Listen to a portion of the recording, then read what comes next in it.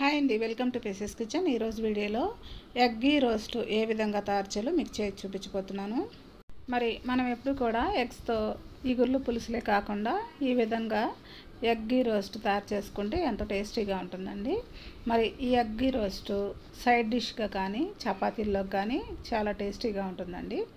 మరి ఈ ఎగ్గీ రోస్ట్ ఏ విధంగా తయారు చేయాలో దీని ప్రాసెస్ ఏంటి వీడియోలోకి వెళ్ళి చూసేయండి. ముందుగా స్టవ్ మీద ఒక కడాయి పెట్టుకొని 1 టేబుల్ స్పూన్ వరకు నెయ్యి వేసుకోవాలి. ఇప్పుడు నెయ్యి హీట్ ఎక్కిన తర్వాత ఒక 6-7 ఎండుమిర్చి వేసుకొని ఈ ఎండుమిర్చిని లో ఫ్లేమ్లో రంగు మారకుండా రోస్ట్ చేసుకోవాలి. ఇప్పుడు ఈ ఎండుమిర్చిని ఒక బౌల్లోకి తీసేసుకుందాం. ఇప్పుడు ఇదే నెయ్యిలో 2 టీ స్పూన్ల వరకు ధనియాలు వేసుకోవాలి, 1/2 టీ స్పూన్ మిరియాలు వేసుకోవాలి, 1/2 టీ స్పూన్ జీలకర్ర వేసుకోవాలి. ఇప్పుడు దీంట్లోనే 2 యాలకులు, 4 లవంగాలు, 1 దాల్చిన చెక్క, 1 అనాస పువ్వు వేసుకొని వీటినన్నింటినీ కూడా కొంచెం సేపు వేయించుకోవాలి.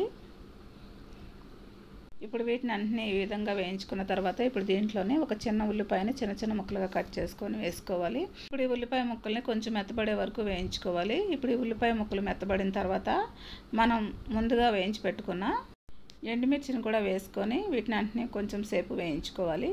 ఇప్పుడు ఇవన్నీ వేగిపోయినాయండి. ఇప్పుడు స్టవ్ ఆఫ్ చేసుకొని ఇవి పూర్తిగా చల్లారనిచ్చి ఒక మిక్సీ జార్లో మనం వేయించుకున్న ఈ మసాలాలన్నింటినీ మిక్సీ జార్లో వేసుకొని మిక్సీ జార్ మీద మూత పెట్టుకొని కొంచెం వాటర్ వేసుకొని మెత్తగా మిక్సీ పట్టుకోవాలి.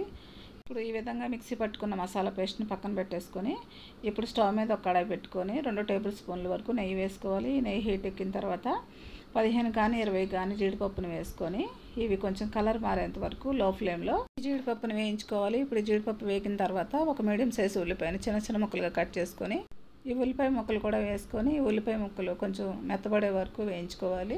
ఇప్పుడు దీంట్లోనే కొంచెం కరివేపాకు కూడా వేసుకొని కరివేపాకును కూడా కొంచెం సేపు వేయించుకోవాలి. ఇప్పుడు దీంట్లోనే 1 టేబుల్ స్పూన్ అల్లం వెల్లుల్లి పేస్ట్ వేసుకొని అల్లం వెల్లుల్లి పేస్ట్ని కూడా పచ్చివాసన పోయేంత వరకు కొంచెం సేపు వేయించుకోవాలి. ఇప్పుడు దీంట్లోనే మనం ముందుగా మిక్సీ పట్టుకున్న ఈ మసాలా పేస్ట్ని కూడా దీంట్లో వేసుకొని కొంచెం సేపు వేయించుకోవాలి. ఇప్పుడు ఈ మసాలా పేస్ట్ని వేయించుకున్న తర్వాత ఇప్పుడు దీంట్లోనే 1/2 టీ స్పూన్ పసుపు, రుచికి తగినంత సాల్ట్ కూడా వేసుకోవాలి. ఇప్పుడు వీటిని అన్నింటినీ కూడా మొత్తం మిక్స్ అయ్యేటట్టు ఒకసారి బాగా కలుపుకోవాలి. ఇప్పుడు దీంట్లోనే 1/2 కప్పు వరకు వాటర్ వేసుకోవాలి. ఇప్పుడు ఈ వాటర్ కూడా మొత్తం మిక్స్ అయ్యేటట్టు ఒకసారి బాగా కలుపుకోవాలి. ఇప్పుడు దీని మీద మూత పెట్టుకొని 2 నిమిషాలు లో ఫ్లేమ్లో కుక్ చేసుకోవాలి. ఇప్పుడు 2 నిమిషాలు అయిన తర్వాత మూత తీసి ఈ కర్రీని ఒకసారి బాగా కలుపుకోవాలి. ఇప్పుడు ఈ విధంగా కలుపుకున్న తర్వాత ఉడికించుకున్న గుడ్లు 4 తీసుకొని ఈ విధంగా సగానికి కట్ చేసుకొని ఈ కర్రీలో వేసుకోవాలి. ఇప్పుడు ఉడికించుకున్న గుడ్లు ఈ విధంగా వేసుకున్న తర్వాత ఇప్పుడు దీన్ని మూత పెట్టుకొని 2 నిమిషాలు లో టు మీడియం ఫ్లేమ్లో కుక్ చేసుకోవాలి. ఇప్పుడు 2 నిమిషాలు అయిన తర్వాత మూత తీసి ఎగ్స్ని రెండో వైపుకు తిప్పుకోవాలి.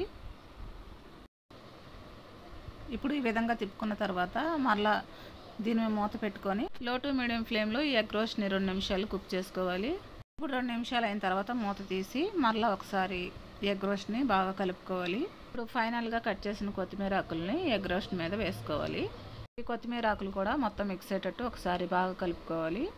ఈ ఎగ్ రోస్ట్ రెడీ అయిపోయిందండి. ఇప్పుడు స్టవ్ ఆఫ్ చేసుకొని ఈ ఎగ్ రోస్ట్ని వేడివేడి అన్నంలో కానీ చపాతీలో కానీ సర్వ్ చేసుకుంటే ఎంతో టేస్టీగా ఉంటుంది.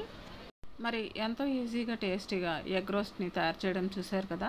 మరి ఎంతో టేస్టీగా ఉండే ఈ ఎగ్ రోస్ట్ని మీరు కూడా ఇంట్లో ప్రిపేర్ చేసుకొని ఏ విధంగా వచ్చిందో నాకు కమెంట్ చేయండి.